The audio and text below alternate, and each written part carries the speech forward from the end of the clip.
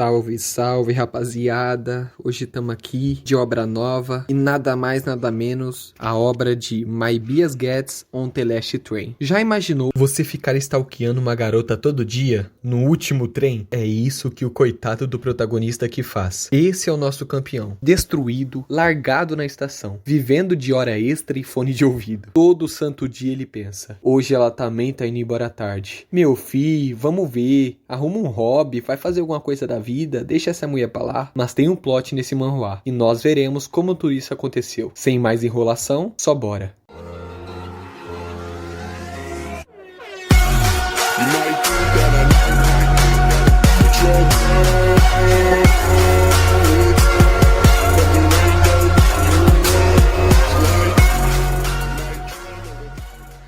Então, basicamente, começa com o prota numa estação de trem, que é visto uma garota sentada mexendo no celular. Pelo jeito, ele já viu várias vezes na estação. Como já era de costume, eles pegaram o último trem juntos. Daí, ele percebe que ela carrega um instrumento musical e ele fica se perguntando: será que ela é um estudante de música? Ou será que ela tem uma banda? Porém, de tanto ele ficar olhando, ela percebeu que estava sendo observada e olhou de volta, fazendo o nosso prota ficar com vergonha e recuar. Então ele pensa que talvez isso não seja destino, mas sim uma mera coincidência. E pelo que parece, ele se concentra melhor ouvindo música, e eu acho que eu e ele temos isso em comum. Daí, ele escolhe qual música escutar e dá play, e ele fica raciocinando como essa música é boa, mas quase ninguém a conhece. Daí, ele almeja alguém para que ele possa conversar sobre essa música. Os fones dele estão começando a falhar, e ele pensa que talvez tenha quebrado, e aumenta o volume para ter certeza. E pelo jeito a música estava bem alta, porque até a moça ao seu lado escutou. Ele então se assusta, e ela pede para ele abaixar o volume do celular. E adivinha o porquê tudo isso? Porque o jumento esqueceu de conectar os fones de ouvido. Então ela pergunta se ele gosta dessa música do Long Afternoon, porque ela também gosta muito. Daí o bichão já fica como? Todo empolgado por achar alguém que gosta do mesmo estilo de música que ele. Aí ele pergunta se ela também gosta, e ela confirma. E ela fala que nunca achou alguém que gostasse. E continua dizendo que por ser um artista independente, ele não tem apoio de grandes empresas para divulgar sua música. E ela confirma. E eles falam que por ele não fazer shows, os vídeos não ganham tanta visibilidade quanto deveriam. Ele só posta uns desenhos de Ukin, que provavelmente é um peixe humano, sei lá, que diabo é isso, alguma coisa assim. E que se ao menos eles postassem fotos do dia a dia, o público ia aumentar, com certeza. Então ela pergunta se ele acha isso mesmo. E ele respondeu que não necessariamente. E apesar da sua curiosidade, ele gosta do fato dele viver do jeito que ele quer. E explica que esse conceito de mistério combina com ele. E que ele deveria continuar focando nisso, pois isso que faz ele admirá-lo. E falar pra vocês, não é querendo ser precipitado nem nada, mas uma teoria que eu tenho é que talvez ela mesma seja o Long Afternoon e só tá metendo louco mesmo, porque a forma que ela tá falando tá bem estranha. Então ela pergunta se eles já não se encontraram ali, e o prota disfarça falando que não sabe, porque senão ela vai perceber que ele ficava olhando pra ela, e ele não quer ficar conhecido como Stalker. Então o trem chega, e o que eu falei? Eu disse, essa mina é o próprio Long Afternoon. Aí ele toma um choque de realidade e cai na real que ela sabia desde o início, e ele começa a coringar. Daí, corta pro Protinha no trabalho dele, desesperado, dizendo que tá acabado. Pra ele, o chefe vem perguntando se ele está bem e o que aconteceu, perguntando se algum cliente deu avaliações ruins. E o Protinha, desesperado, pergunta pra chefe o que ele deve fazer pra não ser taxado de stalker ou pervertido. A chefe fica tipo: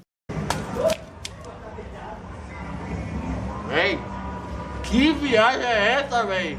quê? Não entendendo nada. Aí corta pra chefe dizendo que não é nada, que significa que a garota só percebeu ele. E o Protinha todo preocupado, achando que ela achou ele assustador. E ele fica em dúvida, dizendo pra chefe que se ela achasse que ele é um pervertido, ela não iria mais pra mesma plataforma que ele. A chefe diz que sim, que se ela achasse ele um pervertido, ela já teria evitado esse lugar há muito tempo. E ele concorda, dizendo que faz sentido. A chefe sugere do porquê ele não falar com ela da próxima vez, que assim ele vai entender exatamente o que ela pensa dele. Ela até zoa ele, falando que pode até ser que um romance aconteça. E o Protinha não se conforma com isso. A chefe então pergunta pra ele se ele não percebe a presença dela, mas o Protinha explica que não é sentimento de amor o que ele sente. Nosso amigo então diz que nem está numa posição de gostar de alguém, até porque ele tem planos diferentes prementes para o futuro à frente, que nem sabe se vai ter dinheiro para o aluguel. E ele só ficou curioso porque ele sempre vê ela, e apenas a amizade dela seria suficiente para ele, para poder conversar sobre as músicas que eles gostam. Então a chefe compreende essa ideia do Prota. E é assim que começam os relacionamentos. E o Protinha, todo envergonhado, diz que não é isso. Então a chefe manda ele voltar a trabalhar,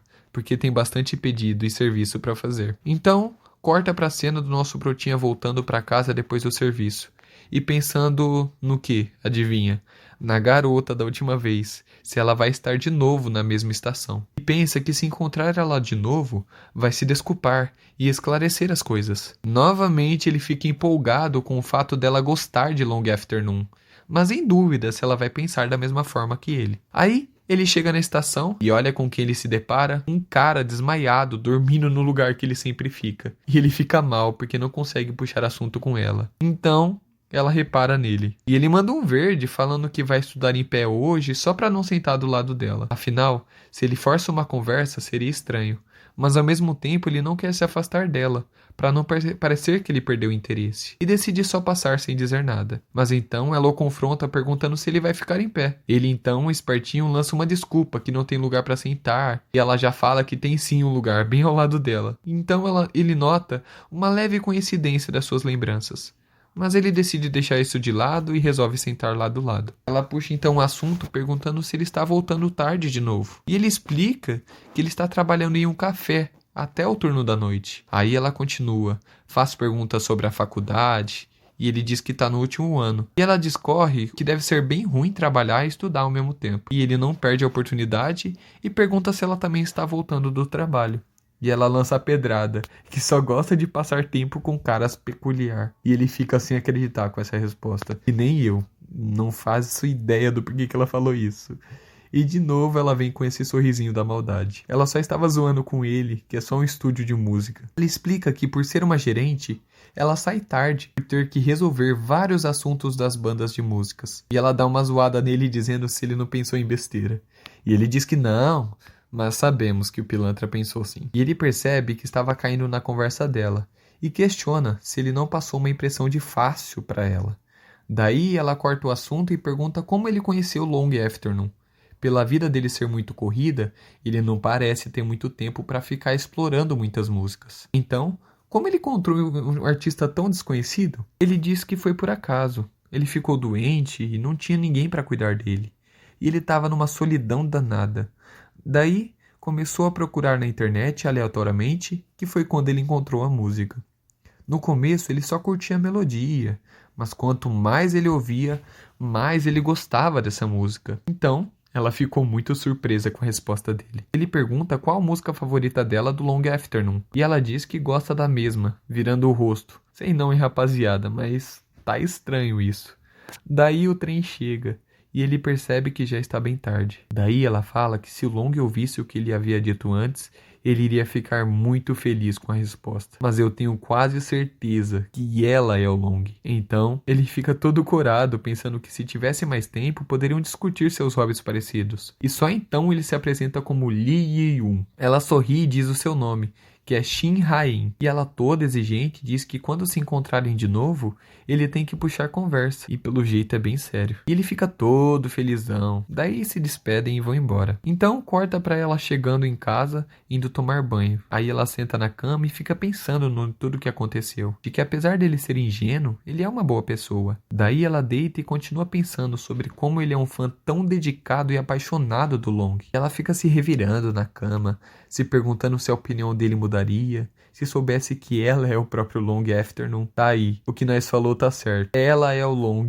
Tava na cara já. Ela tava dando muita brecha. E é assim que encerramos. Maravilhosa obra.